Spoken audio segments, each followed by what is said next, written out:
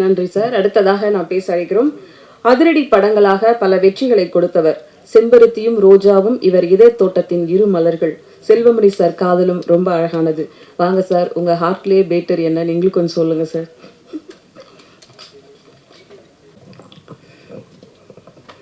அனைவருக்கும் வணக்கம்.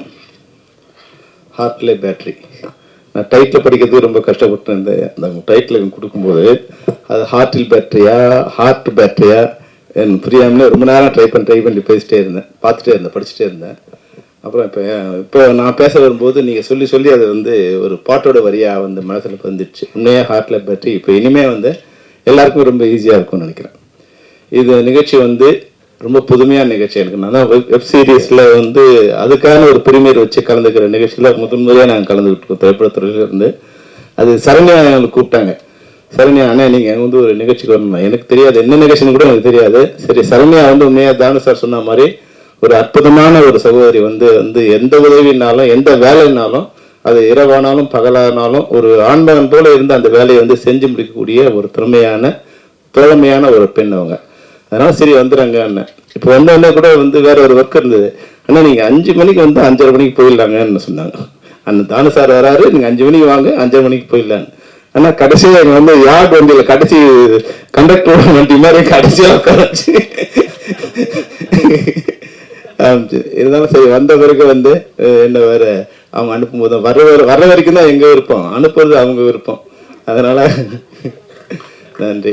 சிறப்பாக இருந்தது நிகழ்ச்சி. உண்மையாகவே ரொம்ப சந்தோஷமா இருக்கு. முதல்ல சரண்யா வெற்றியை சரியா கணிப்பாங்க. சரண்யா கணிச்சா அது வெற்றியா இருக்கும். வெற்றியாளர்கள் முதல்ல தேர்ந்தெடுத்துருவாங்க. அதனாலதான் சரியா கணிச்சு அடுத்த தயாரிப்பாளர் சங்க தலைவராக வர போறாரு இவர் தான் கண்டுபிடிச்சு இந்த மேல உட்கார வச்சுட்டாங்க. அவர் பக்கத்துல சேவையும் கமலக்கண்ணனையும் ராதாகிருஷ்ணனையும் உட்கார வச்சு இது அது நீங்க யாரும் புரிஞ்சிக்காம போயிடக்கூடாதுன்னு கவிதா கிட்ட சொல்லியிருக்காங்க. இது நலன் காக்காமையும் நீங்க சொல்லிடுங்க. ஏன்னா அது வரைக்கும் யாரும் சொன்னாங்களா பாருங்க. அது அப்புறம் இன்னும் இது யாருமே சொல்லலையேங்கிறத நினைவுபடுத்தி இப்ப கவிதா கிட்ட சொல்லி இதுமா நலன் காக்காலின்னு சொல்லுமா. அப்புறம் அடுத்தது தேர்தல் பிரச்சாரம் மாதிரி ஆயிடுச்சு இல்லையா. ராதாகிருஷ்ணன் கிட்ட சொன்னார், அண்ணா 22ஆம் தேதி வேட்பாளர் கூட்டிருக்க வந்துருங்கன்னு. எப்பவே வேட்பாளர் கூட்ட முடிஞ்ச மாதிரி G5 மேடையில நீங்க வேட்பாளர் கூட்டத்தை நடத்தி முடிச்சிட்டீங்க. வெற்றி கூட்டமாக அமையணுங்கிறது தான் என்னோட நன்றி. உண்மையாக ஒரு சந்தோஷமா இருக்கு. இப்போ நான் வரும்போது என்னன்னா யார் இதுல இருக்கு வரும்போது இப்போ நிறைய நிகழ்ச்சிகள் நாங்கள் என்ன நிகழ்ச்சின்னு தெரியாம வருவோம். பின்னாடி ஸ்டேஜ்ல இதை படிச்சு கொஞ்சம் மேனேஜ் பண்ணுவோம். இங்க பார்த்தா ஒண்ணுமே இல்லை, ஒன்லி G5 மட்டும் தான் இருக்கு. அதனால இவங்ககிட்ட கேட்டேன், சரண்யா கிட்ட கேட்டேன், சரண்யா யார் யார் இருக்காங்க.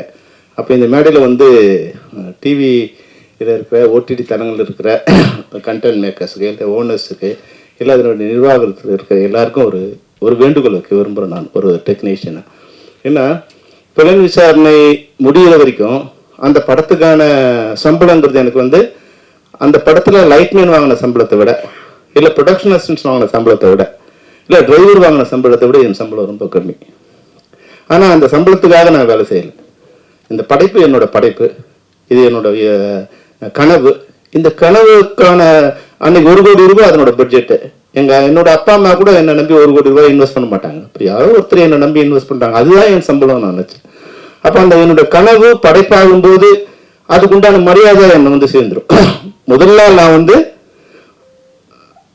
புலன் விசாரணை ரிலீஸுக்கு முதல் நாள் ஒரு 3 மாசம் வாடகை கொடுக்க முடியாத ஒரு பிச்சைக்காட்டு தன்மை தான் என்ன தரித்திரமான நிலைமை. ஆனா படம் ரிலீஸ் ஆன ஒரு நாள் என் வீட்டு முன்னாடி 3 கார் நின்றுட்டு இருக்கு. அன்னைக்கு நான் கோடீஸ்வரன். அதுதான் அந்த உழைப்புக்கான வெகுமதி. ஆனா இப்போ இது மாதிரியான வரும்போது G5ல இருக்கிற கௌஷிக், உங்க பேர் என்னால மறக்க முடியாது, என்னோட மகன் பேர் கௌஷிக். அதனால உங்க பேரை சொன்னா அதுக்கு உங்களுக்கு இந்த வேண்டுகோள் வைக்கணுங்கிறதா உங்க பேரை ரிமெம்பர் பண்ண நினைச்சிட்டு இருந்தேன். அது ஈஸியா என்னோட மகனோட பேர் இருந்ததால வச்சுட்டேன். அப்புறம் இன்னொருத்தர் VS ராகவன், பழைய VS ராகவன் பேரை கொண்டு உங்க 2 பேரும் பேரு முறை. என்னன்னா இவங்களுக்கு உண்டான ரெகக்னைஸ் இருக்கணும். இப்போ சவுந்தரராஜன் இன்னைக்கு இவ்வளவு கஷ்டப்பட்டு கொண்டு இது படத்தை கொடுத்துருக்காரு. இது பிரீமியர் பண்ணும்போது சவுந்தரராஜங்கிற ஒரு டெக்னீஷியனுக்கு ஒரு ரெகக்னைஸ் கிடைக்கணும். அது பெரும்பாலான வெப் சீரிஸ்ல அது கிடைக்கவே இல்லை. வெறும் அந்த சேனல்ஸோட போயிடுது. G5னா G5, ஜியோ ஸ்டார்னா ஜியோ ஸ்டார், இல்லை சோனினா சோனி, நெட்ஃப்ளிக்ஸ் அப்படின்னு ஆயிடுது. அப்போ அதில் ஒர்க் பண்ணுற டெக்னீஷியன்ஸ், அதில் இருக்கிற ஆர்டிஸ்ட் யாருக்குமே வந்து ஒரு படம் வந்து ரிலீஸ் ஆகி அந்த படம் ஓடுச்சுன்னா அந்த படத்தில் நடித்த ஹீரோயினுக்கு வந்து மிகப்பெரிய வாழ்க்கை கிடைக்கும். ஆனால் இங்கே வந்து இப்போ வந்து சுழல்லாம் பெரிய வெற்றி அடைஞ்சது. ஆனால் அதில் இப்போ யார் நடிச்சாங்கன்னு என்னால் சொல்ல முடியாது. அப்போ தயவு செய்து நீங்கள் சேனல்ஸில் இருக்கிறவங்க ஏன்னா திரைப்படத்தை விட கம்மியான சம்பளம் தான் நீங்கள் கொடுக்க போறீங்க, அவ்வளோதான் கொடுக்க முடியும் அதில். ஆனால் திரைப்படத்தில் அந்த படம் ரிலீஸ் ஆன பிறகு அவங்களோட வாழ்க்கை வேற விதமாக இருக்கும், வெற்றி அடைஞ்சதுன்னா வேற விதமாக இருக்கும். இதில் வெற்றி அடைஞ்சாலும் ஒன்றும் இல்லை அப்படிங்கிற மாதிரி நிலைமை இருக்கக்கூடாது தயவு செய்ததுனால. அதில் ஒர்க் பண்ண டெக்னீஷியனுக்கும் ஆர்டிஸ்ட்டுக்கும் ஒரு நல்ல ரெகக்னைஸ் வர மாதிரியான அந்த ட்ரெய்லர்ஸ் வரும்போது கூட நீங்கள் அவங்களுக்கு பேரை அதை வந்து வெறும் சேனல்ஸ் நேம் மட்டும் இல்லாமல் அதை பண்ணணுங்கிறது கௌஷிக் கொடுக்குற வேண்டுகோள். தயவுசெய்து தப்பாக எடுத்துக்காதீங்க. நான் பார்க்கும்போது ஏன்னா அது உழைப்பு வந்து என்னோட ஒய்ஃப் ஒரு நாள் போயிட்டு வந்தாங்க ஷூட்டிங்கு. ஏன்னா பெரிய சம்பளம் கொடுத்தாங்க, ஆர்டிஸ்ட்டு வேணுங்கிறத பெரிய சம்பளம் கொடுத்தாங்க. போயிட்டு வந்தோன்னு சொல்லிட்டாங்க, அம்மா நான் இனிமேல் சீரியல் நடிக்க மாட்டேன்னு. ஏன்னு இப்போ ட்ரெயிலாக பேசி வாய் வலிக்குதுங்க மொத்தம். ஏன்னா பெரிய சம்பளம் மொத்த சீனை எடுத்துடணும்.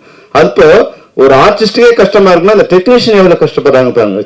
அதை வந்து ஃபர்ஸ்ட் பிரசிடென்ட்டாக நான் போகும்போது ஒரு லைட்மேன், சாதாரண லைட்மேன் இதில் ஒர்க் பண்ணுறாங்க. அவங்களுக்கு திரைப்படத்தில் வந்து ஒரு சம்பளம், டிவியில் ஒரு சம்பளம். ஆனால் திரைப்படத்தில் வேலை கம்மி, டிவியில் வேலை அதிகம். கம்மியான வேலை செய்கிற இடத்துல அதிகமாக சம்பளம் கிடைக்குது, அதிகமாக வேலை செய்கிற இடத்துல கம்மியாக கிடைக்கும். சேனலில் வந்து 10 சீன் வரைக்கும் எடுக்கிறாங்க. அப்போ ரவுண்ட் த கிளாக் அவங்க சாப்பிட கூட நேரம்லாம் ஓட வேண்டியதாக இருக்குது. அப்போ குறைஞ்சபட்சம் அவங்களுக்கு ஒரு அங்கீகாரம் கிடைச்சா ஒரு சந்தோஷம் கிடைக்கும். அந்த சந்தோஷம் உங்களை வாழ்த்துங்கிறதால நிச்சயமாக உங்கள்கிட்ட ஒரு வேண்டுகோளாக வைக்க விரும்புகிறேன். அதை நீங்கள் பண்ணி கொடுக்கணும். மற்றபடி இன்னொரு விஷயம் கூட இருக்குது. நீங்கள் சேனல்ஸில் இருக்கிறதால நாங்கள் இப்போ எங்களை வந்து எங்களைன்னா செல்வமணியும் தாவண சாரும் நாங்கள் சொல்ல வரல. இன்னைக்கு வந்து திரைப்படத்துறையில் ஒரு அங்கீகாரம் பெற்ற எங்களை வரும்போது உங்களுக்கு ஒரு அங்கீகாரம் வந்து கிடைக்கிறதுக்காக எங்களை பயன்படுத்தலாம். இப்போ எங்களை மட்டும் இல்லாமல் திரைப்படத்துறையை நாங்கள் கண்டுபிடிச்சு கொண்டு வந்த ஒரு ஆர்டிஸ்டையோ ஒரு டெக்னீஷியனோ நீங்கள் வந்து பிரபலியமான இருக்கவங்கள பயன்படுத்திக்கிறீங்க. அப்போ திரைப்படத்துறை கூட உங்களால் பயன்பெறணும். அப்போ திரைப்படத்துறையை நீங்கள் வாழ வைக்க வேண்டிய ஒரு இடத்துல நீங்கள் இருக்கீங்க. இப்போ முன்னாடியெல்லாம் வந்து இப்போ உங்களுக்கு உங்கள் மூலமாக சேனல்ஸுக்கும் ஓடிடி தளங்களுக்கும் கொடுக்கறதுன்னு முன்னாடி இங்கே வரும்போது மிக அதிகமான விலை கொடுத்து எங்களை கெடுத்துட்டீங்க. நீங்கள் இண்டஸ்ட்ரியை கெடுத்தது நீங்கள் தான் முதல். நாங்களா கொஞ்சம் கொஞ்சமாக எங்களுக்கு கெடுத்துட்டே இருந்தோம். நீங்கள் வந்து என்ன பண்ணீங்க, 10 கோடி 20 கோடி வந்து நீங்கள் 40 கோடி 50 கோடி வாங்கி 100 கோடி ஒரு 10 கோடி சம்பளம் வாங்குறோம் கொண்டு 100 கோடி வாங்குற மாதிரி பண்ணிட்டு இன்னைக்கு படத்தை வாங்க மாட்டேன்னு நிறுத்திட்டீங்க. எங்களுக்கு நஷ்டம் வந்துச்சு, நாங்கள் பணம் வாங்கலன்னு நிறுத்திட்டீங்க. படம் வாங்க நிறுத்துறவங்க ஏறினவங்க யாரும் இறங்க மாட்டேங்கிறாங்க. எல்லாம் உச்சாணி கும்பலே உட்காந்துருக்காங்க, நாங்கள் கீழே நின்றுட்டு இருக்கோம். எங்களால் இறங்கி வருவாங்க, நாங்கள் வச்சு படம் எடுக்கலான்னு. அவங்களும் இறங்கி வர மாதிரி இல்லை. நீங்க ஏற்றி விட்டோங்க, நீங்க பாட்டு கடையை செய்துட்டு நீங்க போய் உள்ள உட்காந்துக்கிட்டீங்க. இப்போ நாங்க எங்க இண்டஸ்ட்ரியில வந்து இப்போ பெரிய படங்கள் எதுவுமே வந்து இப்போ ஷூட்டிங் ஃப்ளோர்ல போறதுக்கே கஷ்டமா இருக்கு. அதனால வந்து கலந்து திரைப்படத்துறையோட கலந்து பேசி அந்த படத்தை எப்படி வந்து இண்டஸ்ட்ரி தமிழ் சினிமா நல்லா இருந்தாதான் எல்லா சேனல்ஸுக்கும் நல்லா இருக்கும். எங்க பாட்டை நீங்க படம் கொடுத்து போறீங்களோ பணம் கொடுக்காம போறீங்களோ, நாங்க எடுத்த படம் நாங்க எடுத்தாதானே நீங்க போட முடியும். அதனால நாங்க எடுக்கிறதுக்கு உண்டான வசதியா சேனல்ஸ்லாம் வந்து இது ஒரு வாய்ப்பா நான் பயன்படுத்துறேன். G5 மட்டும் இல்ல, இது ஓடிடி தளங்கள் இருக்க எல்லாருக்குமே, அது போல சேனல்ஸ்ல இருக்க எல்லாருக்குமே எங்களோட வேண்டுகோளா வைக்க விரும்புறேன். தமிழ் சினிமா இன்னைக்கு வந்து மிக சிரமமான ஒரு நிலையில இருக்கு. ஆனா அன்னைக்கு நான் 1 கோடி பேர் பார்த்தவங்க இன்னைக்கு 10 கோடி பேர் பாக்குறாங்க. எங்களுடைய கண்டென்ட்டை 10 கோடி பேர் பாக்குறாங்க. பாக்குற மீடியா வந்து மாறி போச்சு, மீடியம் வந்து மாறி போச்சு. திரையில பார்க்கும்போது அதுக்கு உண்டான வருமானம் திரைப்பட தயாரிப்பாளர்கள் வந்து சேர்ந்துட்டு இருந்தது. இன்னைக்கு பல்வேறு வகையில சேனல்ஸ்ல ஓடிடில இன்டர்நெட்ல வந்து மொபைல் போன்ல படம் பார்க்கும்போது அதுக்குண்டான வருமானம் வந்து தயாரிப்பாளர்களை முறையா வந்து சேராதால இன்னைக்கு இந்த வருஷம் 300 திரைப்படங்கள் இது வரைக்கும் ரிலீஸ் ஆயிருக்கு. அதுல 15 தயாரிப்பாளர் தவிர மீதி 285 பேர் வந்து லாஸ். அதுல 250 பேர் புது தயாரிப்பாளர்கள். இவங்க போயிட்டாங்க. இப்ப நாங்க எங்க அசிஸ்டன்ட் டைரக்டரோ எங்க மேனேஜரோ ஊரெல்லாம் வலை வீசி நாங்க கொண்டு வருவோம். அடுத்த வருஷத்துக்கு ஒரு 300 பேரை கொண்டு வருவோம். வருஷம் நாங்க தேடி கொண்டு வருவோம். 300 பேரை கொண்டு வந்து அவங்களை பலி கொடுத்து அந்த இண்டஸ்ட்ரிக்கு படம் எடுத்துட்டே இருப்போம். அந்த மாதிரி நிலைமை இல்லாம எடுத்த ப்ரொடியூசரே எடுத்துட்டு இருந்தா, நான் 90 நான் படம் எடுத்தேன். நான் 16 படம் ப்ரொடியூஸ் பண்ணேன். 91 ஸ்டார்ட் பண்ணேன், 2004 நிறுத்திட்டேன். இனிமே வந்து இது இண்டஸ்ட்ரி வந்து ரொம்ப அபாயகரமான ஒரு இதுவா இருக்கு அப்படின்னு நான் நிறுத்தேன். தானசாலாம் எப்படி படம் எடுக்கிறாரு எங்களுக்கு தெரியல, லைக் எல்லாம் எப்படி படம் எடுக்கிறாங்கன்னு தெரியல. ஒரு ரிஸ்க், அதை வந்து முன்னாடி ரிஸ்க் இருந்தது, ஒரு 50% ரிஸ்க் இருந்தது. இப்ப வந்து 200% ரிஸ்க் இருக்கு. ஃபர்ஸ்ட் காப்பி வந்து 5 கோடினா நஷ்டம் வந்து 10 கோடி ஆயிடுது. அதனால அது எல்லாருமே ஷேர் பண்ணிக்கிற மாதிரி ஒரு நிலைமை வந்து ஒரு 16 படம் நல்லா ப்ரொடியூஸ் பண்ண முடியுது. ஆனா இன்னைக்கு வர ஒரு ப்ரொடியூசர் ஒரு படத்தோடு தான் போறாங்க. என்னைக்கு வந்து அந்த படம் எடுக்கிற ப்ரொடியூசர் அடுத்த படமும் எடுக்கக்கூடிய வாய்ப்பை இந்த இண்டஸ்ட்ரி உருவாக்கி கொடுக்குதோ அப்பதான் அது வந்து இண்டஸ்ட்ரியா மாறக்கூடிய வாய்ப்பு இருக்கு. இப்போ நான் ஏன் சொல்றேன்னா, தயாரிப்பாளர்கள் நல்லா இருந்தாதான் தொழிலாளர்கள் நாங்கள் நல்லா இருக்க முடியும். நீங்க ஓடிடி தலைமையில் கூட நல்லா இருக்கும். நீங்களே எல்லாத்தையும் ப்ரொடியூஸ் பண்ண முடியாது. எல்லா இதுவும் ப்ரோக்ராம் நீங்க ப்ரொடியூஸ் பண்ண முடியாது. அங்க தயாரிப்பாளர்கிட்ட இருந்து நீங்க பேப்பர் ரிவ்யூ இல்ல பணம் கொடுத்தோ ஏதோ ஒரு வாங்குறீங்க. அப்போ இது கலந்து பேசி உங்களை மட்டும் சொல்றதா நினைக்கிறேன் கௌஷிக். இந்த சம்பந்தப்பட்ட எல்லாருமே, ஏன்னா இப்போ வந்து புதுசா தலைவராக வரப்போறார் குமரன், தமிழ் குமரன், நீங்க உங்களுக்கு ஒரு பெரிய ரெஸ்பான்சிபிலிட்டி இருக்கு. நீங்க ஒரு சுனாமி வந்த பிறகு நீங்க வந்து பதவிக்கு வர போறீங்க. இப்போ வந்து இந்த ஓடிடி வந்து படம்லாம் வாங்குறத நிறுத்திட்டாங்க அப்படிங்கிற ஒரு நிலைமை வந்த போதும் நீங்க இந்த தலைமை பதவிக்கு வர பொருள்ல இருக்கீங்க. அதனால உங்களுக்கு ஒரு பெரிய கடமை காத்திருக்கு. அந்த கடமையை இந்த நேரத்தில் நினைவுபடுத்தி இப்போ ஹார்ட்ல நடிச்சவங்க எல்லாருமே வந்து அந்த ட்ரெய்லர் பார்க்கும்போது ஒரு பியூட்டிஃபுல்லா இருந்தது. இப்போ வந்து உண்மையாக வந்து இந்த மீட்டர் வச்சுட்டு இருந்தா என்னால கல்யாணம் பண்ணிப்பேன்னு சொல்ல முடியாது. அப்ப உடனே ரோஜா கையில கொண்டு வந்துட்டு இந்த வச்சுட்டு என்ன பேட்டரி கை வச்சு பாருங்க, என் பேரை சொல்லு, மீட்டர் ஓடுதா இல்லையான்னா நிறைய பேரோட கல்யாணம் நடந்தே இருக்காது. எல்லாரும் வந்து ஏதோ ஒன்று போய் அதை சொல்லிதான் ஏமாத்தி தான் கல்யாணம் பண்ணியிருப்போம், லவ் பண்ணியிருப்போம். லவ் பண்ணும்போது இதை சொல்றது எல்லாமே பொய்யா தான் இருக்கும். உனக்காக நான் காத்திருப்பேன் எல்லாமே பொய் தான். உண்மை வந்து கல்யாணத்துக்கு பிறகுதான் ஸ்டார்ட் ஆகுது. கல்யாணம் வரைக்கும் வந்து காதலிக்கும் போது ஆணும் போய் சொல்லுவான், பெண்ணும் போய் சொல்லுவான். நீ தான் உலகத்துல அழகின்னுவான், நீ இல்லைன்னா நான் வாழவே முடியாதுன்னா. அப்ப கல்யாணம் பண்ண செத்தா, நீ செத்தான்னு நான் இருக்க முடியும். அது வந்து அந்த மீட்டர் இருந்தா வந்து கல்யாணத்துக்கு முன்னாடியே வந்து அந்த மீட்டர் வச்சு எவ்வளவு பர்சன்ட், 74%, சரி ஓகே பாஸ், 40% தான் இருக்க வந்து ஆவரேஜா இருக்கு வச்சுக்கணி, அடுத்த ஆளை பாக்குறேன் நானு, அவன் 50% வருது, குறைஞ்சபட்சம் 50% வருதான்னு பார்த்துருக்கலாம். நீங்க வந்து ஹார்ட் சிவன் இந்த பேட்டரியை வந்து கொஞ்ச நாள் முன்னாடி கண்டுபிடிச்சிருந்தா நிறைய கல்யாணம் இன்னும் போயிருந்திருக்கும். அந்த வகையில் இன்னொரு பேட்டரியை அடுத்து யாராவது கண்டுபிடிச்சா நல்லா இருக்கும். என்ன பேட்டரின்னா பேசும்போது உண்மை பேசுறானா போய் பேசுறானா, அப்ப இந்த மேடையில் எவனையும் பேச முடியாது. இந்த படம் வெற்றி அடைந்து 100வது நாள் வெற்றி விழா எல்லாமே சந்திக்கும் அப்படின்னு சொன்னா வீட்டுல கை விடாது. ஏன்னா ஓடாத படத்தை எங்க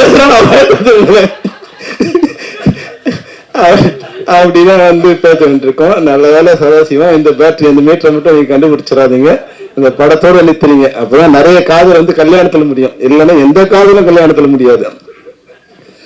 ரொம்ப அழகா வந்து படிச்சிருக்கீங்க. அப்புறம் வந்து ஹீரோயின் பேரை நிறைய பேர் ரிப்பீட் பண்ணி சொல்லணும்னு நினைச்சா சொல்லல, பாடினியா பாட்டினியா இல்ல பாடினியா அப்படின்னு.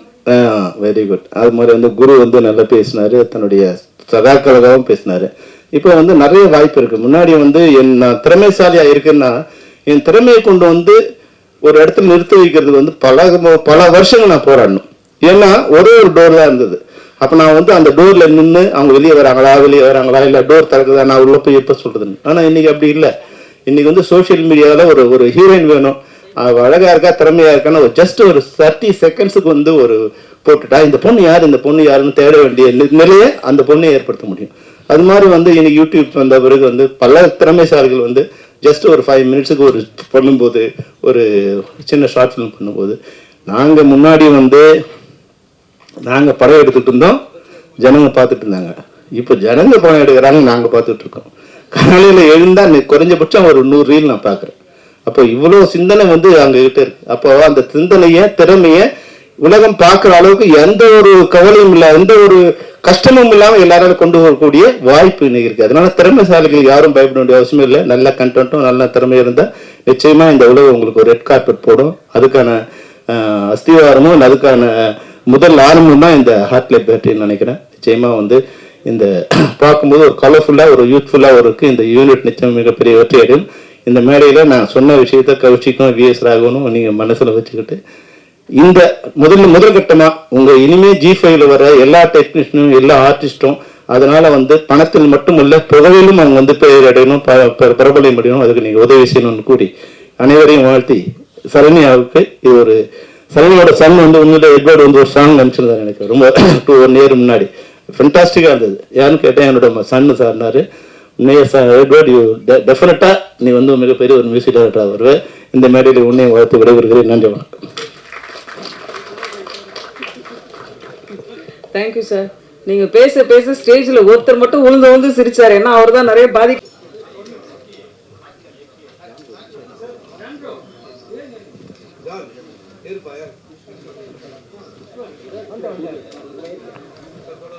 ரெடியா? சூர்யா எங்க இருக்கீங்க? சூர்யா